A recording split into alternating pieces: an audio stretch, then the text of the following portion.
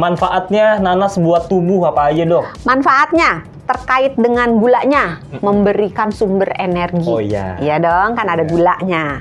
Terus terkait dengan seratnya, mempermudah ke belakangnya. Jadi yang sembelit-sembelit menjauh tuh. Serat itu nggak cuma bikin cepet kenyang, tapi juga bikin lama laparnya. Di dalamnya kan ada kaliumnya. Tadi gula udah, serat udah, vitamin udah, kalium. Nah kaliumnya ini bisa membantu menurunkan tekanan darah. Terus karena dia ada seratnya dan ada kaliumnya, juga membantu menurunkan kadar kolesterol. Terus juga membantu mengeluarkan asam urat buat teman-teman sahabat Sonora yang asam uratnya berlebih.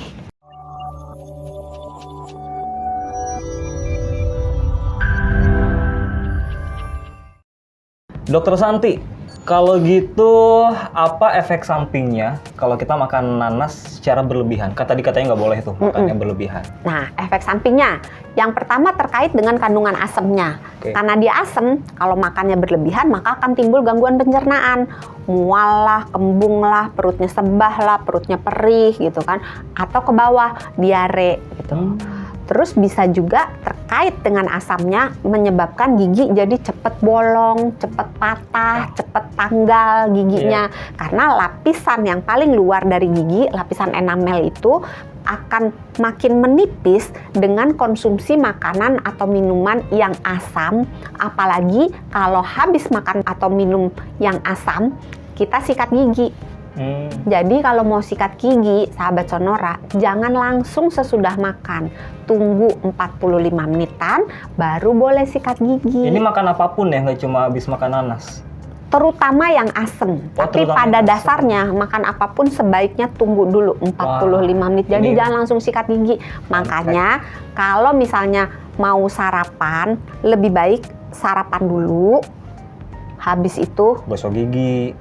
Enggak, mandi dulu. Jadi habis sarapan, mandi dulu segala macam. Nah, sikat giginya paling akhir supaya ada jeda waktu antara makan dengan sikat gigi. 40 menit tuh ya? 45 menitan lah kurang lebih. Makanan yang asam. Tadi kan udah terkait dengan asamnya. Sekarang terkait dengan kandungan bromelennya. Nah, terkait kandungan bromelennya ini, kalau dimakan berlebihan kan tadi tuh mulutnya gatel. Oh iya. Terus lidahnya gatel, rasa terbakar, iritasi. Terus bisa juga ke gangguan saluran pencernaan seperti efek dari si asam tadi itu. Gitu. Oke. Kondisi seperti apa, Dok? Orang nggak boleh makan nanas. Emang ada ya orang nggak boleh makan nanas? Ada. Ada. Siapa aja tuh? Yang alergi. Oh ya, iya jelas alergi ya. Karena walaupun jarang ada orang yang alergi dengan nanas. Kalau alergi ya udah jangan makan. Ya tapi ada juga sih orang yang alergi sama buah ya. Ya berarti kan itu nggak doyan kali. Alasan aja lu. Ada. Berarti teman saya alasan tuh. Iya nih. Nanti saya kasih di komen tuh, di tag, awas. Temennya si Sony namanya Wicak. Pasti tuh dia tuh. Alasan. Selain itu yang alergi, apalagi kondisi orang nggak boleh makan nanas? Sebenarnya bukan nggak boleh sih, nggak boleh banyak-banyak ya. Itu tadi yang punya gangguan pencernaan, jadi mungkin punya GERD, punya sakit emah, atau yang mungkin giginya udah mulai sensitif gitu, jadi harus hati-hati. Terus untuk orang-orang yang sedang minum obat-obat, misalnya obat pengencer darah atau minum antibiotik, terutama yang jenis amoxicillin atau tetracycline, itu tuh bisa konsumsi nanas akan meningkatkan si antibiotik itu penyerapannya di dalam tubuh. Nah, memang sih secara kalau kita lihat dari satu sisi bagus dong, karena meningkat. Berarti kan efek bekerjanya jadi meningkat gitu. Iya, dari sisi itu iya. Tapi karena kandungannya meningkat, karena penyerapannya dipermudah oleh si nanas, maka potensi untuk gangguan efek sampingnya juga meningkat gitu. Terus orang-orang yang minum pengencer darah itu juga harus hati-hati gitu. Jadi sebelum, kalau makan nanasnya dalam jumlah yang biasa nggak ada masalah. Oh, nggak ada masalah.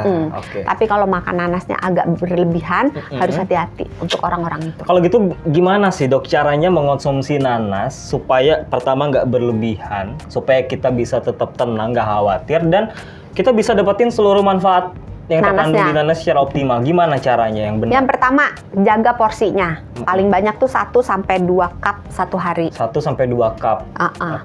Terus yang kedua, kalau misalnya menjaga si asamnya, kandungan asamnya itu tidak mengganggu tubuh kita, maka ketika mengkonsumsi usahakan konsumsi nanas dilakukan setelah makan. Jadi jangan perut kosong. Dijeda dulu nggak habis makan, tunggu boleh berapa menit? langsung. Oh, boleh langsung ya. Oke. Terus usahakan konsumsi nanasnya itu disertai dengan sesuatu yang misalnya yogurt atau misalnya susu. Atau dicampur gitu ya, boleh? Dicampur boleh gitu, sehingga jadi lebih enak lah, lebih creamy, rasanya juga lebih, dan asamnya lebih ternetralkan oleh kandungan yogurtnya. Jadi kebayang deh, enak pasti ya, dicampur susu ya. Iya, gitu campur susu boleh. Selain netral juga di lidah juga kerasa ini juga creamy. Dan kalau misalnya pun udah gatal kan ada juga yang ya makannya sih cuma 1 mangkok doang sih, tapi udah terlanjur gatal, gimana dong? Itu boleh tuh kasih yogurt, makan yogurt gitu ya. Itu membantu menghilangkan si rasa gatal, rasa terbakar yang ada di mulut, atau makan madu. Kok makan madu, minum madu? Iya. Madu kok dimakan, minum? Bukan dimakan, dioles. Oh, dioles. Tapi sebenarnya mau dibikin air madu juga boleh sih. Kalau nggak doyan, pakai air anget boleh gitu. Walaupun efeknya nggak sedrastis yogurt atau madu, air hangat atau air kasih madu dikit diminum boleh, atau madu dicampur yogurt diaduk gitu kan enak juga. Dimakan pelan-pelan gitu juga menghilangkan rasa gatal. Kalau pakai garam gimana, Dok? Apakah jadi garam dan madu? Malam chaos ini. Nanas madu pakai garam. Cakep. Nih, cakep. Nggak ada. Nggak ada, bukan pantun. Bukan Gimana pantun. kalau pakai garam? Untuk apa nih? Untuk menghilangkan rasa. Kan tadi bisa pakai nanas susu, itu supaya hilang sedikit bromelennya, itu boleh dicuci dengan si air garam. Jadi air dicampur garam, di nanasnya direndam kira-kira 1 menit, habis itu dibilas, itu akan mengurangi si atau ambil gula, digosok, itu juga berkurang. Oke. Atau enggak jangan dimakan. Iya. Atau enggak direndam udah tinggalin. Nggak tahu buat siapa. Pokoknya direndam. Buat yang lain aja gitu ya. Iya. Itu dia cara makan buah nanas yang betul. Ternyata makan buah aja ada caranya ya. Ada ribet caranya ya? Nggak ribet. Nggak ribet ya. Enggak. Yang penting jangan lupa sahabat Surah, kalau bermanfaat seperti biasa dong di subscribe. Udah belum? Kalau udah, coba di like dulu. Kalau udah di like, di share juga. Kalau udah di share, komen juga. Kalau udah semuanya, tungguin aja. Kamu Sehat episode berikutnya, dan jangan lupa Dokter Santi. Sehat itu mudah, sehat itu murah. Dah.